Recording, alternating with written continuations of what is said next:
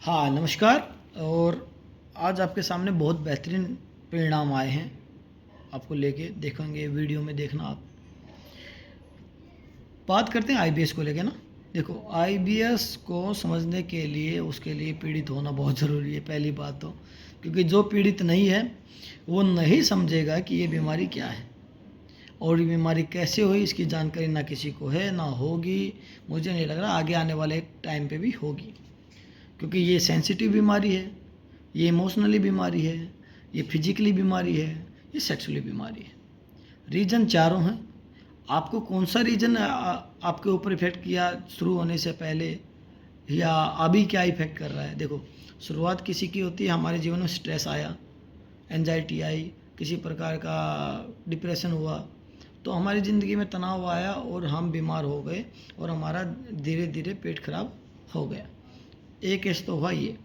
दूसरा केस हुआ कि हमें ऐसी कोई भी चीज़ नहीं हुई, एंजाइटी, स्ट्रेस, डिप्रेशन, इस टाइप की कोई भी चीज़ नहीं हुई, और हमें पेट खराब हुआ। और पेट खराब होने की वजह से हम बार बार डॉक्टर के पास गए और डॉक्टर ने बताया कि आपकी रिपोर्ट्स नॉर्मल है। जब आप पीड़ित नहीं हो और आपको बराबर परेशानी महसूस हो रही है पेट की, तो आपको एंजाइटी, डिप्रेशन या स्ट्रेस हुआ, जिसके कारण आपको साइकोलॉजी इशू हो गए। दूसरा केस हो गया ये। तीसरा केस में क्या होती है, ना आपको एंजाइटी डिप्रेशन है, ना आपको पेट रोग है, मतलब पेट रोग है, उसके कारण ना आपको एंजाइटी ना और कुछ है, लेकिन फिर भी आपको दिक्कत हो रही है पेट की।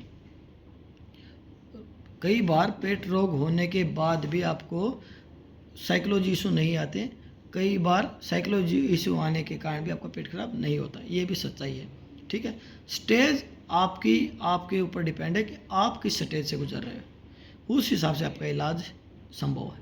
ठीक है, रही बात हमारे पास जो आज केस ठीक हुआ है, वो 14 साल से परेशान थे और उन्होंने तमाम तरह की जांचें करा ली, इलाज करा लिया, 7 लाख रुपए तक वो लगा चुके हैं। और जो आपके सामने चैट है वो पढ़ लेना, हम इसलिए उनको आप लोगों को चैट डालते हैं कि आपको लोगों को ये भ्रम ना फैले। नेपाल से ये हैं, ये भाई हमारे नेपाल से हैं और हमारे पास 8 दिन से जुड़े हुए हैं और 8 दिन में इनके जो परिणाम हो आपके सामने हैं। ठीक है, तो सफलता किसी को भी मिल सकती है अपने रोग को ठीक करने के लिए, बस डिपेंड करता है कि वो हमारे अनुसार चलेंगे या नहीं चलेंगे। कई बार क्या होता है कि आदमी सही कर रहा है एक्सरसाइज, लेकिन उस टाइम के ऊपर उसके 2 झटके लग जाते हैं, चाहे तो उसको फीवर आ जाता है या फिर आदमी को थोड़े हार्मोन्स डिसबैलेंस हो जाते हैं। वो जो हमारे साथ जुड़े हैं उनको सबको पता है। तो आप लोगों को बस इतना करना है कि जब भी आपको मौका लगे तो इस रोग को समझें थोड़ा बैठ के ना, कि ये रोग है क्या। यदि साइकोलॉजी है, आपको साइकोलॉजी इशू हुआ है और उसकी वजह से आपको आईबीएस हुआ है, तो आप जा सकते हैं, साइकेट्रिस्ट के पास जा सकते हैं और न्यूरो साइकेट्रिस्ट के पास आप ठीक भी हो सकते हैं, नो डाउट। लेकिन जिस दिन आपने वो गोली दवाई छोड़ दी, एक तो वो लेट काम करेंगी, लेकिन जिस दिन आपने गोली दवाई छोड़ दी और उस दिन फिर से आपको वो स्ट्रेस आ गया, तो उसके होने के चांसेस पूरे के पूरे हैं, आपको दोबारा वो समस्याएं हो जाएंगी। या तो फिर पूरी ज़िंदगी आप उस चीज़ पे डिपेंड रहो, आप मैं गोली खाऊंगा, मज़े से रहूँगा, कोई दिक्कत नहीं है। यदि आप ये चाह रहे हो कि मेरे हॉर्मोन्स और मेरी फिजिकल एक्टिविटी या मेरे ऑर्गन अच्छे से मजबूत रहें और वो स्ट्रेस, एंजाइटी वाली चीज़ों से अपने आप को कवर कर लें, तो फिर आप हमारे पास जुड़ सकते हो और अपने आप को मजबूत कर सकते हो, आगे आने वाली चीज़ों से बच सकते हो।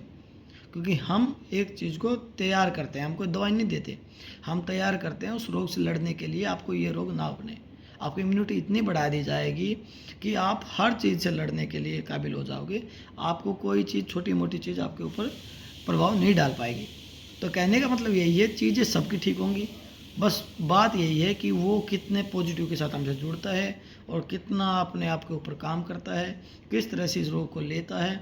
कई बार क्या होता है, आदमी जुड़ जाता है लेकिन सीरियस नहीं होता, जैसे ही आराम आता है फिर से वही उछल कूद, यही सब ड्रामे फिर करता है। सर मेरे को दोबारा दिक्कत होगी, नहीं होगी भाई दोबारा दिक्कत, आप फिर से वही सब काम करने लग जाओ जो हमने बताया है, आप फिर से ठीक हो जाओगे। लेकिन उसको प्रिपेयर, पूरी साइकिल लो, जितने दिन ठीक रहना उतने दिन ठीक नहीं रहना, पूरी ज़िंदगी ठीक रहना है तो थोड़ा लंबा चलो, उस साइकिल को लंबे तक रखो, कोई दिक्कत नहीं होती, आप कहीं नहीं मरोगे। ये जितना हम खाना बताते हैं, लोग खाना खाते हैं उसके बाद भी एनर्जी नहीं आती, क्या बात कर रहे हो यार। खाना खाने से एनर्जी नहीं आती, बार बार कह रहे हैं। एनर्जी आएगी खाना हजम करने से। तो यदि आपको परेशानी है तो अपने चीज़ों को देखो कि आपको इशू क्या है, साइकोलॉजी है, फिजिकली है, सेक्सुअली है, क्या है, क्यों हुआ आईबीएस। यदि आईबीएस का रीज़न जान लिया तो आईबीएस को ठीक कर देंगे। ठीक है, यदि आपको कोई परेशानी है तो ज़रूर जुड़े। यदि हमारे लायक कोई सेवा होगी तो ज़रूर हम करेंगे। नमस्कार।